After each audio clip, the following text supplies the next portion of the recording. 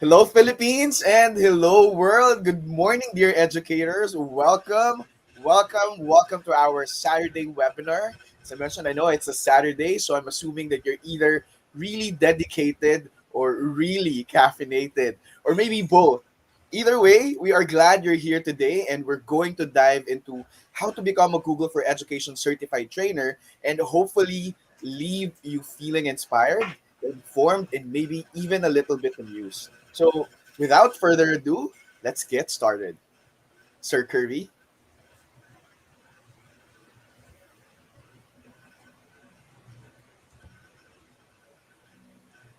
All right. So once again, good morning po sa mga viewers natin both in Facebook and in YouTube.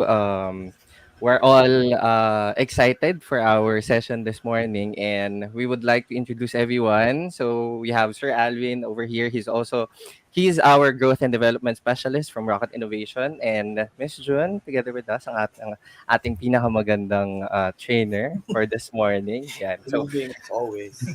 yes, agree to that. Thank you. And yours truly, Sir Kirby, one of the trainers in Rocket Innovations. And we are all experienced educators, trainers, and innovators. And we like to think we know our stuff when it comes to using technology in the classroom. Do you agree po ba, Sir Alvin, Miss June? Yes, Yan. Claim namin yan. 100%. Oo, let's claim it. Yes. And for this morning, we're so excited na i-share yung mga bagong matututunan natin and to guide you to your journey to become a Google for Education certified trainer. And to proceed, we would like to share this video for everyone. And let's just play it for me.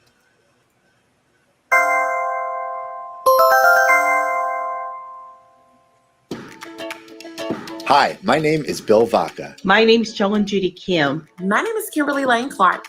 I'm Darren White. My name is Pilar Hernandez. My name is Al Thomas. I am Dr. Tiffany McQuay Thomas. When I was looking for the ways to meet my students and trainees' needs the best, visualize their thoughts and ideas, and amplify their joy of learning, no matter how long I have them in my classes. I first heard about the Google Certified Trainer Program from a colleague and was encouraged to apply to the program because of the work I was doing, presenting at conferences, workshops, and within my district. I would train teachers in small groups during our planning prep, after school hours, and during our district-wide professional development opportunities. I came to the Google Trainer Program as the direct result of our district initiative to increase the number of Level 1 and Level 2 Google Certified Educators. And the reason I joined was to help my fellow teachers take the most advantage out of the EdTech tools that I could show them. Our Google for Education certified trainers are the leading experts in using Google tools.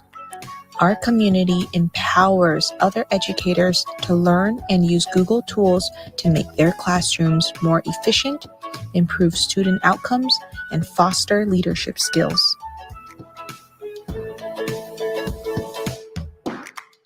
Do not fear the failure of the exam. Actually, I failed my first trial of a Level 2 exam, and that experience made me more passionate in learning and teaching. Just pretend like you're talking to another colleague in your classroom. I would recommend, firstly, getting used to using a video editing tool. Your videos don't have to be Oscar-worthy, but the ability to edit afterwards does take a lot of the pressure off, and you don't have to worry about getting it right in one take. Be yourself in the video. Allow your personality to shine through. In your trainer application, make sure that all your documents and videos are publicly accessible. Make sure your Level 1, Level 2, and Trainer Skills Assessment certifications are all valid too. For the Level 1 and Level 2 certification exams, our Teacher Center is absolutely the best resource for you. The trainer program has been a great place to connect with educators around the world and to help me grow as a facilitator of professional development. Integration of technology is critically important to making sure student proficiency increases. Having the ability to do that from the perspective of a Google trainer has been really important. It's enabled me to grow, and the certified trainer community is like one big family, and they will push you and support you in both your professional and your personal goals. As a trainer, you will become connected with passionate, like minded leaders and even receive benefits like top notch training to build your training skills, free licenses to popular edtech tools, and opportunities to partner closely with Google for Education. You will also be able to receive early access to some product features and be the first to know upcoming releases. Also, take advantage of the many partnership opportunities from Google because your feedback is highly valued. If at first you don't succeed, try again. You're gonna love being part of this community. Being a part of the trainer group has changed my life, and I definitely know that it will change yours.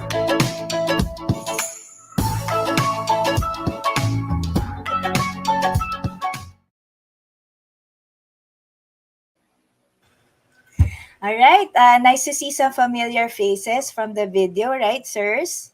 Yes, Mish. Yes, and I'm so happy to see actually all of those that we have already met in our previous events from Google. So it's that video is really good because it's able to give a really succinct overview of what a Google certified trainer is and how to be one. But of course, for this morning's webinar, we will be uh, diving deep into what it takes to be a Google certified trainer, meaning the requirements to apply to be one and how to maintain it, and then many others, right? And Sir Kirby, Sir Alvin, I see some familiar faces Yes, watching, definitely. familiar names rather They watching us deserve some today as shout out well. from us, right, Miss June? Exactly. Let's start with our fellow Google for Education champion, Sir Alvin Fuertes, and he's Hi, watching Sir from Quezon Alvin. Hi, City. sir. My Good Sir morning. tokayo. Alvin, thank you for tuning in. And we also And have some participants coming from different provinces of the Philippines. Oh my God, we're going national, Miss June. So we have wow. teachers from Agusan del Norte, Zamboanga City, and even from Cavite, not just from Manila. Wow. Nice. And I also see some teachers tagging other teachers for this. Thank you so much to everyone. Yes, just kindly tag all your friends, all your teacher friends who would like to really elevate their teaching styles and their teaching experiences by being a Google certified trainer moving forward. So itag nyo lang po sila, dear teachers. And please share this live through your news feed so that more people can watch us and hear about this good news of becoming a Google certified trainer. Now, Exactly. after watching the video, let me just briefly discuss to our team and to all our viewers this morning our agenda. And you can see here on screen our agenda. Hopefully, we won't go beyond 1 hour. Definitely, Miss June and Sir Kirby. And I know that our teachers are busy with their Saturday chores or maybe some of their Saturday errands. That's why we don't want to keep you long. Also, you probably brought with you lots of papers to grade on Monday. And yeah, so without further ado, our first agenda for this morning is to identify what the benefits are of being a Google certified trainer. Next is how does one get to be a Google certified trainer? Next is how does one maintain a Google certified trainer status? And lastly, for your questions and maybe some clarifications that you would be needing from us as you prepare your journey to become a GCT holder. Now, let's discuss what will you get out of being a Google certified trainer. So, syempre, with all the effort that you would do, definitely you deserve to reap all these rewards and all these benefits. And one of that is by becoming a certified trainer, you get your certified trainer digital badge. So later I will discuss and tell you where you can use this digital badges, particularly to show the world why and to show the world your skills and your expertise as a Google for Education certified trainer. Next is that you will have visibility in the Google for Education directory, and yeah, let me show you here. Yes, thank you very much, Sir Kirby. On the screen, you can see here your badge, which you can actually use to attach to your email signatures, your business cards, and even you can also include it in your letterhead stationery, your resume, website, and some of your marketing materials. So actually, this is the third version already of the badge that we have, and it continuously updates. So it's more minimalist nowadays compared to how it used to be. And also, next you would be included in the listing in the official Google Edu directory. So as you can see here, Sir Kirby, Miss June, and I are already included in that. You will see here all your profile, your badges, and a quick overview of what you do and how you try to make an impact in your community, particularly in your school. So all certified trainers are listed in the Edu directory. Particularly, we call them the Google for Education champions because also, Google Innovators are also included in the Google Edu directory. So, if schools and organizations would like to find partners, particularly trainers and innovators, to be invited into their schools, they can find your name in the Google Edu directory. And this is worldwide. Now, aside from being included in the Edu directory, of course, you're going to have your Google Workspace for Education demo domain, which you can use when you are training. Definitely, this has the premium features of all the Google Workspace tools that we use, and you can fully explore all of those and use them in your trainings moving forward. And of course, you will be a member of a powerful, ready to use training and professional growth resources. You can get PowerPoint presentations, or what I mean is Google Slide presentations. You can have copies of the different PDF resources that you have that we have available in the Teacher Center resources. Next, you're going to be a member to the exclusive community of trainers where you can get perks also in using different extensions, different online tools and platforms. And to tell you honestly, there's a lot of online tools that we have premium access on, and definitely you can try it later on. And of course, the best one is that you get an exclusive look at new Google product launches, particularly for the new tools, for the new upgrades in the Google Workspace core suite of tools. Now, I hope that all those benefits made you excited, dear teachers. And to discuss further what are the trainer applicant requirements, here we have Sir Kirby. Take it away, Sir Kirby.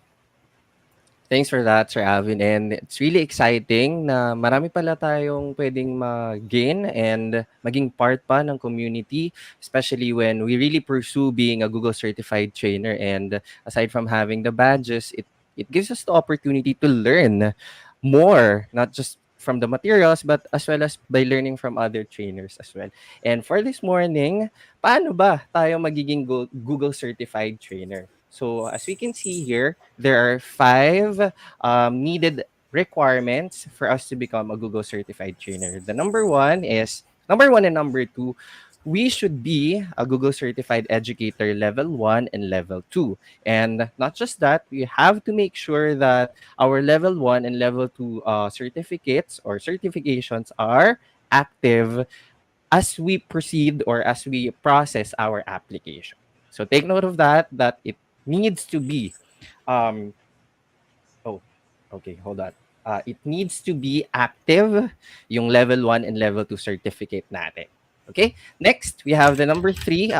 We are going to take a skills assessment. It's a 20-question assessment on Google Workspace and wider digital learning. So we call it TSA. If you heard TSA, that's the Trainer Skills Assessment. Remember when you took your GCE Level 1 and L2, we're having certification assessments, we're answering questions. So for this process, for us to become a Google certified trainer, we need to accomplish first the TSA. And the TSA cost $15, so it depends on the conversion. So we can check on that once you proceed with the examination.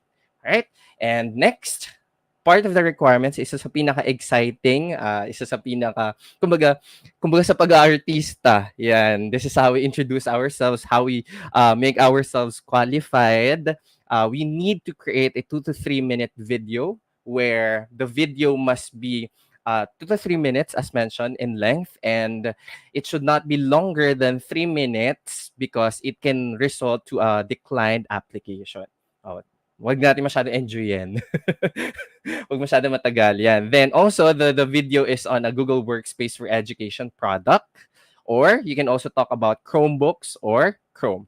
And the video that you will be creating should have instructions or steps that are easy to follow. And as an applicant, you have to demonstrate how products can be used in a classroom or school setting in an innovative way. So, just to share, the three of us, Sir Alvin, Miss Jun, and ay dumaan din sa ganitong procedure. So, we have chosen our own topics, yung close sa puso namin yan. And we hope you do the same so that it's gonna be easy for you, or it's gonna be impactful kapag kayo po mismo ang namili ng gusto ninyong i-discuss. Okay? And last one, we have the professional development experience. As stated, it needs to be a 5 training sessions and case study. What do we mean by this? We need to remember, or we need to fill in our 3 to 5 of our favorite Google specific professional learning opportunities na ni-lead natin, or that we've led in the last year. So for example, these are the training programs or the activities that we've conducted, but we have to make sure that it must be with adults, and ideally for educators or other teachers. And we can include podcasts, blogs, training materials, online courses, and of course, your training sessions. So you have to make sure to include the list. You have to make sure to include the dates when you've conducted each of those, and the topic and other supporting materials. Okay, so very important to keep to recover and submit the training deck. And of course, one of the most important thing is the feedback form. So you can include those to your submission. And just a piece of advice, you can choose one as case study. Number one, it can be the feedback from the training, which will include both survey and the responses. It can be from the Google Sheets that was generated, and one resource you have created and used.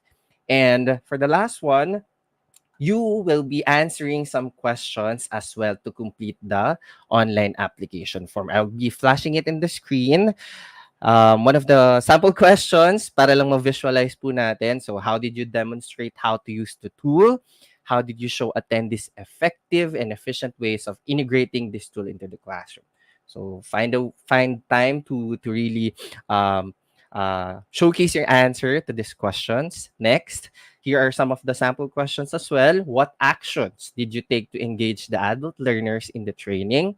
How did you differentiate the training for the different ability levels in the room? And last one, after reviewing the feedback from the attendees of this training, how would you improve the training? What would you have done differently? So ito po yung mga sample questions na very important, very helpful if you will reflect, and as early as now ay ginagather na natin so we can truly pursue and succeed in our GCT or Google Certified Trainer application. All right, and go back to our agenda. We're done with number one, the benefits and the process on how to become a Google Certified Trainer. Here's Miss June on how we can maintain a Google Certified Trainer status. Alright, thank you so much, Sir Kirby. So, kung napapansin ng mga participants natin, before I go to how to maintain, this is the GCT or the Google Certified Trainer application is really much different from GCE L1 and GCE L2. Kumbaga, mas maraming requirements ang kailangan nating i-prepare for this because no, really, this is something that you need to work hard for. And if I may add to the requirements, the 5 requirements that were mentioned by Sir Kirby, number 1, ito yung pinag-uusapan natin kanina before we started the live stream is there should be, number 1 should be your passion and dedication to actually pursue this badge. No? Kasi hindi siya biro. biruin nyo, 3 to 5 training engagements and then choose one as a case study. Then you have to make a video. Hindi biro yon for most of us, right? But if you really want to get this, then you have by all means, go through the process, and for sure it will be everything will be worth it in the end. And this is something that we can tell you as Google certified trainers. So kung nakaya namin, kayang-kaya nyo rin kasi feeling ko maraming mas magaling talaga na lalo na sa mga Filipino educators, magaling gumawa ng mga videos. So this is really something that no everyone, no, all educators in the Philippines, kung pwede lang, no, should pursue. Okay, so let me now go to how to maintain to how or how to remain on the Google certified trainer program. So syempre po kailangan ipakita din natin that we deserve to be in that program. So the first one would be to report a minimum of 10 Google focus training sessions on the activity app. Before po, 12 sessions ito. If you remember, Sir Alvin and Sir Kirby, we were required 3 training sessions per quarter. So times 4 quarters, then that's 12 training sessions. So kung basically pasimplihan natin, that's one training engagement a month. Pero ngayon, nabawasan na ng konti, naging 10 na lang. So 10 Google Focus training sessions. So if you're in your organization, you're part of the training team or the champions team, then this would be easy enough.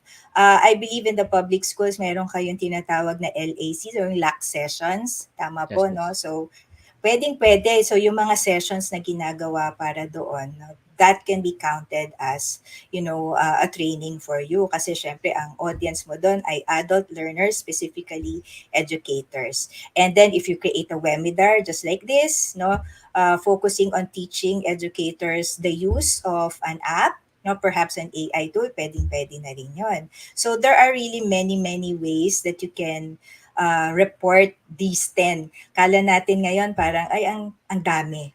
But actually if you focus on, really training and helping our educators, konti lang to pala tong 10 na ito. Okay. And then the next one would be, of course, make sure to maintain an active level 1 and level 2 certification. So alam po nating lahat, especially those who are already Google certified educators, that the certification lasts for 3 years. And after 3 years, we have to recertify. Madali lang naman po yung recertification process. And right now, the exams are really much easier than the previous exams. Napagdaanan po namin tatlo yung certification exam na may hands-on pa. But right now, the certifications exams are just composed of 35 multiple choice questions. That's for GCE L1 and L2. So, kayang-kaya nating i-maintain ang ating L1 and L2 certification. Yan. And then the second one that you can see on screen, the 2024 product update exam, we actually haven't seen this being implemented yet, but probably in the future this will be done. And our source for this is the edu.google.com frequently asked questions. So right now po, there's still nothing about it that we can look that we have research about, but definitely the first bullet and the third bullet, yun po yung aming maintain. So we make sure to report. And if you go to the next slide, Sir Curbs, you are also encouraged to regularly report all training activities and evaluations via the EU Activity app. So ito po yung sinasabi nating this is where you actually report the 10 trainings that you have conducted. How do we access the EDU Activity app? Actually, you get to access this only if you are already a Google certified trainer. So you will be emailed all of the details that you will be needing particular to being a GCT.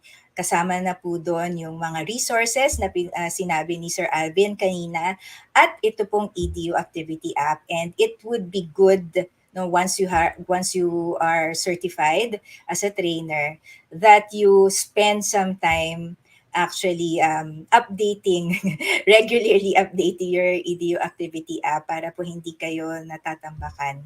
No, so probably a monthly updating of your training activities or engagements would be ideal. No, so basta just regularly update. And then the second one, again, trainers are also encouraged to contribute at least one resource per year to the private trainer community. And this was also mentioned by Sir Alvin a while ago. Once you become a GCT, you become part of a trainer community, as well as the bigger community of Google for Education champions.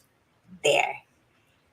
And at this point, I think we're already able to discuss everything that the teachers or the educators need to know with regard to how to be a Google certified trainer, how to maintain it, what are the benefits.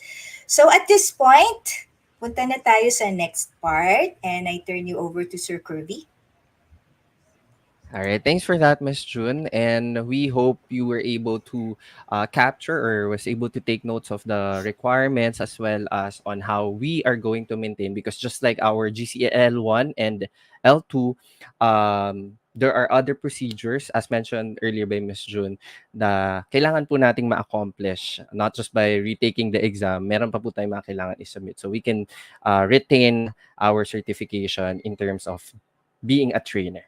So for now, I know you are all excited. You were able to get some information that would be really helpful, and we would like to help you more. If you have any questions, feel free to type it in our comment section, both in YouTube and in our Facebook page. And feel free to send your questions po so we can help you more towards your journey of in becoming a GCT or Google certified trainer. Ayan. So, sige po, baka nagta-type pa sila right now. Yes, Sir We Kirby. can have Dina-digest pa nila yung all the information, all the benefits, all the requirements that they were able to hear this morning. Kaya ayan, it's taking them some time to really go dive into the questions. yeah. So, I think Pero, it would be yes, helpful if I can just flash this for the meantime para yes, lang that would be great, sir. ma-retain or ma-take note nila. And feel free to let us know if you have any questions, concerns, or clarifications. Siguro while waiting for the questions now, I just would like to mention the one that we heard also in the video when it comes to creating your trainer video application. So I remember in the video earlier, it was mentioned that it doesn't have to be an Oscar-worthy video. We all know that some teachers, we sometimes fall into our very competitive and very creative True. process of creating videos. Sometimes you want it to be perfect. I also had that problem before. So it's just a 2 to 3 minute video of doing a simple task using the tools. So wag po kayong masyadong teachers, wag po kayong masyadong ma-stress when it comes to creating this video. It doesn't go like a video lesson, no, na it would take so much time. It's just a small recording of how you would use the tool and how you would let others know how to use these tools. Also, mga sir, may I add, based from my experience, when I was making this video, kasi nung time natin, 3 minutes ang gusto Yes. nila. 3 minutes, 1 minute introduction, and then Yes. 2 minutes demo. But right now, kasi it's 2 to 3 minutes, you can go straight to your demo and just have a quick intro.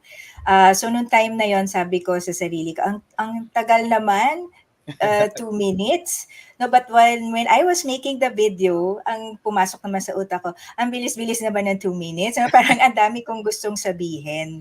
No? So, kumbaga, when you make your video, siguro the focus should be on how clear and the demo would be, no, how clear and yung madaling masundan talaga para sa mga nanonood. I think that would be the main focus kasi we're applying to be trainers, right? So dapat talaga maayos yung pagtuturo, pagde-demonstrate natin doon sa video natin. And nakalagay din doon that screencasting, no, use as much as possible, please use a screencasting tool. And the screencasting tool that we would recommend for everyone is, sabay-sabay tayo mga sir, Screen Screencast. Castify. Screen Castify. So that's something kasi it works really well with Google Tools. No, Yes. when you record the screencast via Screencastify, it goes straight into your Google Drive. Kaya That's talagang what I also used for my application. yes, correct. So that's what we I think that's what we all used. So kung kaya niyo po, you can just search for it on the Chrome Web Store and look for the Screencastify extension. And if they are already using a Chromebook, lalo Chromebook, na yung yeah. mga latest models ng Yes, Chromebook, yes. meron ng screen capture Built in. feature yon, built in. So Yeah. pwedeng-pwede na pong gamitin yon. So again, sabi nga ni Sir Alvin na wag tayong magpaka-OC, no, tulad ng isa diyan, na kilala mo kung sino, Sir Alvin. Wag wag tayong magpaka-OC kapag gumagawa tayo ng video. Basta ang focus would be dapat clear yung Yes. ating steps. Yan. Sure. Yes, ma'am. And just want to add to that, Miss, while we're waiting for some questions and clarifications, I would like to add lang dun sa sinabi ni Miss Jun that, and Sir Alvin, of course, na uh, wag na natin stressin yung sarili natin. So it goes to show that by being able to create 2 to 3 minute video of the tool, where this discussion ng tool natin, it goes to show how we can simplify the instruction, how we can make it easier for our audience to learn this specific tool that we're teaching. So yun na yung nagiging practice natin. Ito na yung magiging challenge natin for us to become a Google certified trainer, and mas makakatulong talaga siya as we proceed sa journey natin na pagiging trainer. So kumbaga practice na to, itong audition natin, ito na yung practice natin. Yes, yes. Audition talaga yung term Correct. na ginagamit ko. I remember Malay also, mo naman. pwede naman talaga dahil artistahin din talaga si Sir Kirby. Oo, 'di ba? Agree naman diyan, agree. Also, I remember Miss June, Sir Kirby, before doing the video, it was also challenging for me to think about the topic. Well, as Miss June mentioned earlier, akala mo yung 2 to 3 minutes ang haba, pero pag nandun ka na, ang iksi lang pala na. So, I even ended up in my video where I just demonstrated how to insert a diagram, and that's it. It just took me like around 1 minute to do it, and then yeah, it's done. It's simple as that, dear teacher. So wag po tayong matakot when it comes to Correct. doing this. Akala ko pa nun, Miss June, kasi I used Google Drawings eh. I thought in comparing it to our previous session sa mga trainings natin dati, gagawa pa ako ng ribbon, gagawa pa ako ng iba't ibang elements. I will make it interactive. Yun pala, the only thing I can do is just attach a diagram and it's done.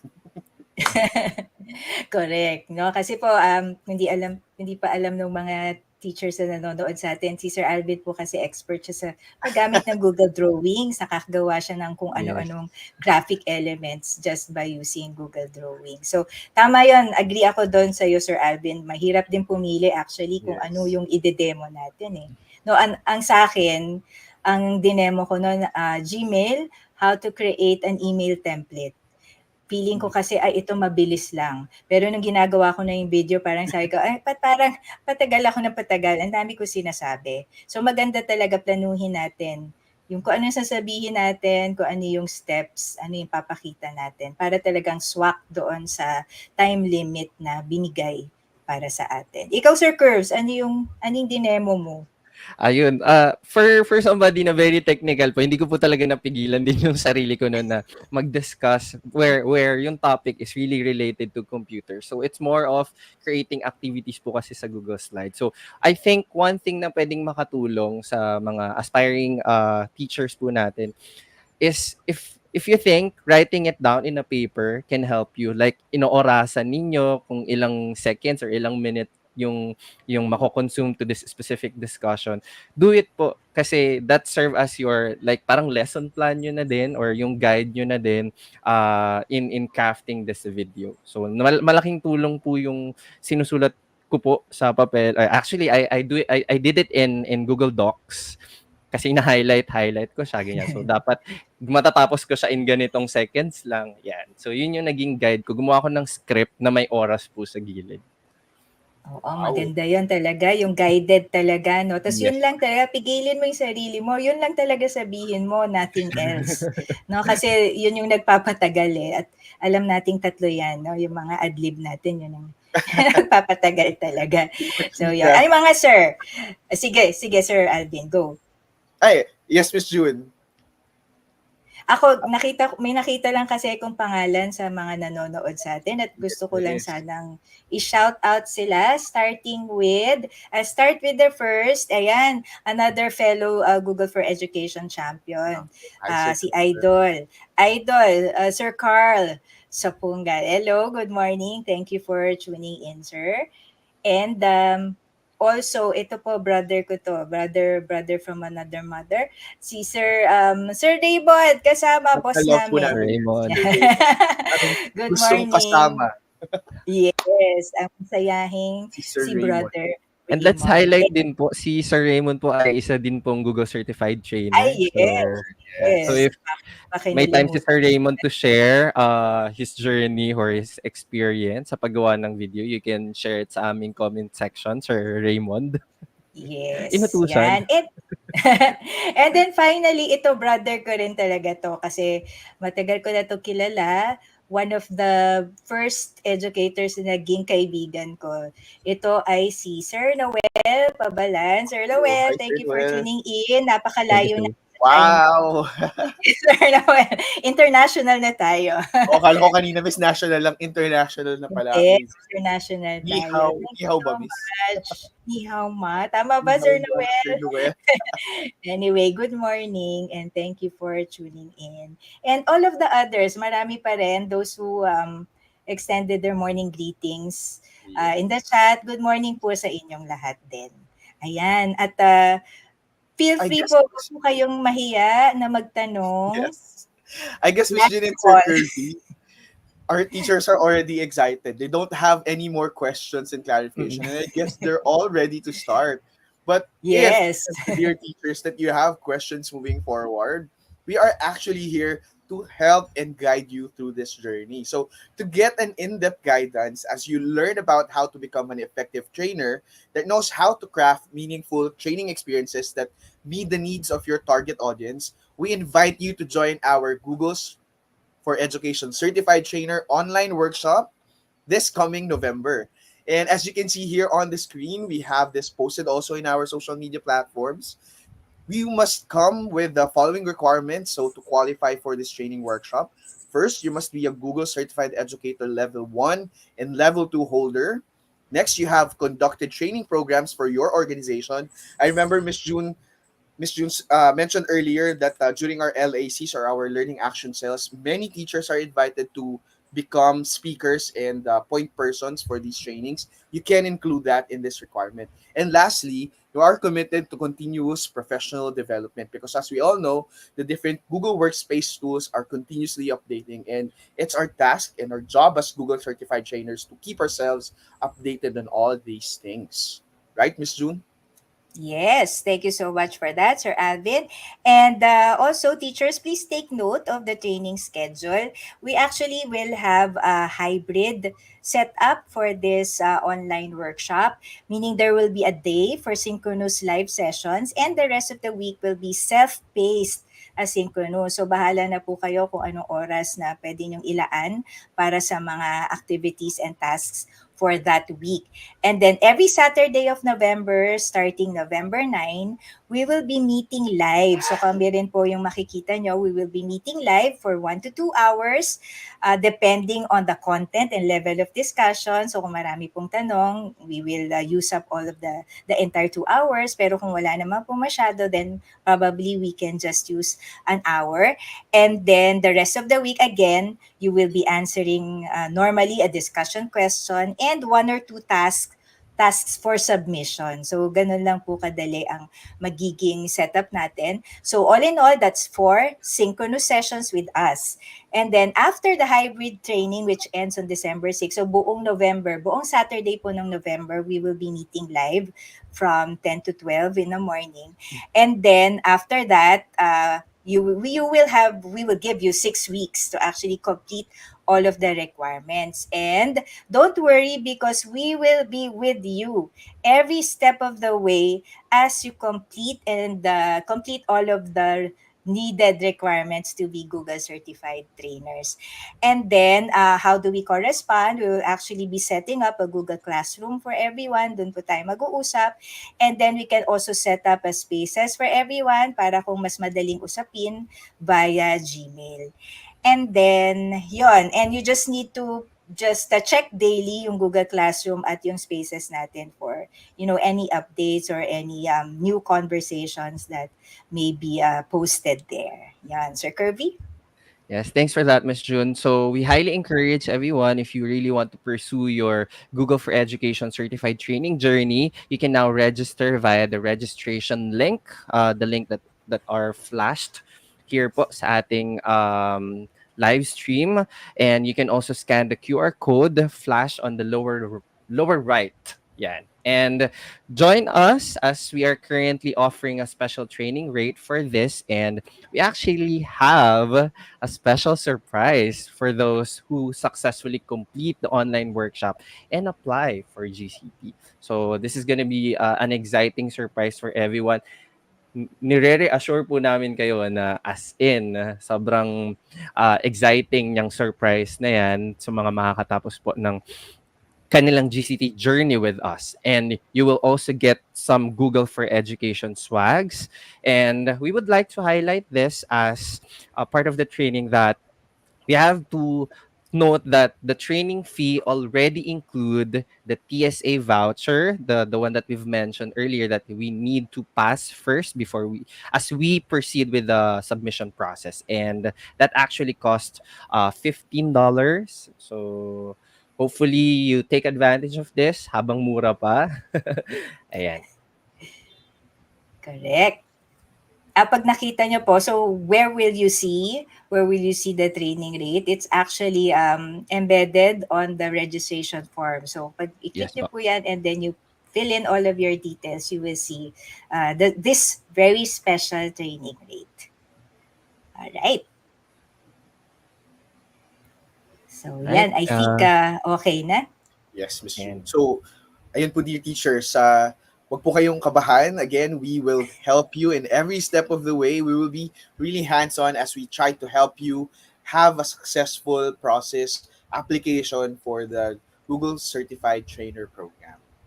Miss June? Ang goal natin, Sir Alvin, Sir Kirby, goal natin talaga, everyone that will be registering or applying would be Google certified trainers by early January next year. Yes, Right? Yun definitely. ang goal po natin. pwede na po Okay. nila yung isama sa kanilang 2025 goals, ang maging Yes. GCP. Yes. Yeah, and to Correct. be No, able to what a reach way, out. no? Exactly. What a great way to start 2025, no? Kung ma-approve your application for Google certified trainer rather. Yun. Right.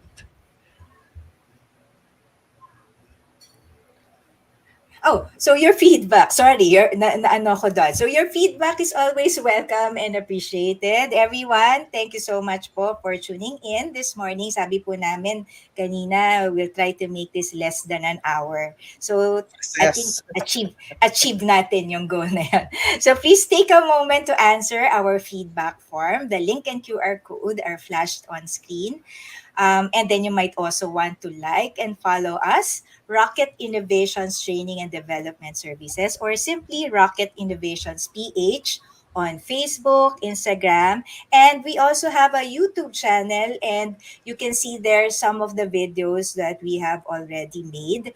For everyone, these are really good videos, so sana po panoorin ninyo, and we hope to add some more, a lot more useful videos for educators in the future. And then we also actually po have a website where you can see all of the trainings that we have conducted so far since we started our company last year, which is 2023. So lahat po doon naka-detail naman. So you would get to see a history of all the trainings that we have done. Yun, in that website. Saan po makikita yung website? If you like and follow us on Facebook, nandun po sa about page namin yung link to our website. Yan. And definitely, Miss June, if they want to bring change and innovation into their schools and their organizations, they can definitely invite us over and we'll discuss some of the plans that you might want to use and have as we embrace innovation in your organizations and your schools. Nandito po kami always to help everyone embrace innovation. Exactly. Ayan. Thank you so much, Sir Kirby. So, yan po ang aming website right there. And again, please take the time to fill in our feedback form.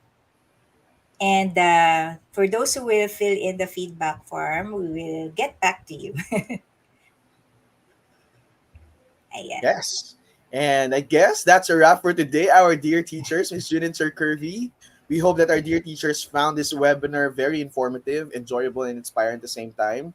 And we do hope that you register for our upcoming GCT training and be a part of the Google for Education Champions community. I would just like to quote what Kimberly Lane Clark mentioned earlier, Miss June, that being a Yes. part of the Google Certified Trainer community and the Google Champions community itself is really life changing. For me, I was able to experience a lot of things for the first time.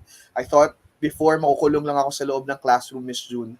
But by becoming a Google for Education champion, I guess I came to see the world, and I've seen a lot of people develop good networks, and hopefully we want our dear teachers to experience the same thing here in the Philippines.